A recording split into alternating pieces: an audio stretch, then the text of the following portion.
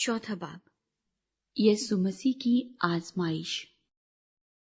उस वक्त रूह यीशु को जंगल में ले गया ताकि इब्लीस से आजमाया जाए, और 40 दिन और 40 रात फाका करके आखिर को उसे भूख लगी। और आजमाने वाले ने पास आकर उससे कहा, अगर तू खुदा का बेटा है तो फरमा कि ये पत्थर रोटियां बन जाएं। उसने जवाब में कहा, लिखा है कि आदमी सिर्फ रोटी ही से जीता न रहेगा, बल्कि हर बात से जो खुदा के मुंह से निकलती है।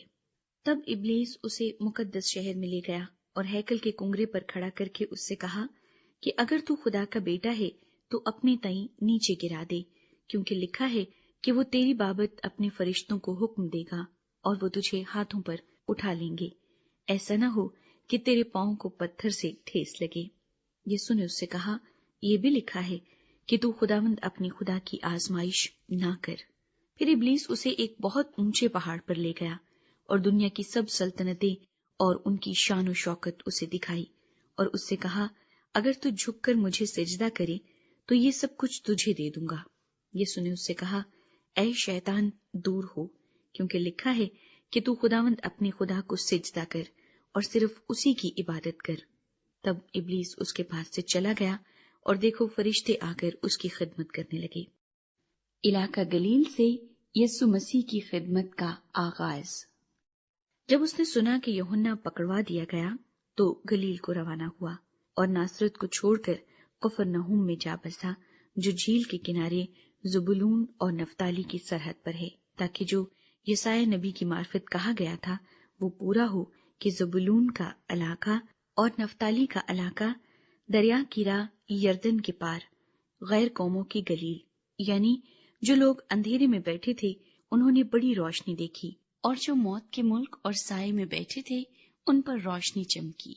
उस वक्त से यीशु ने मुनादी करना और ये कहना शुरू किया कि तौबा करो, क्योंकि आसमान की बादशाही नजदीक आ गई है।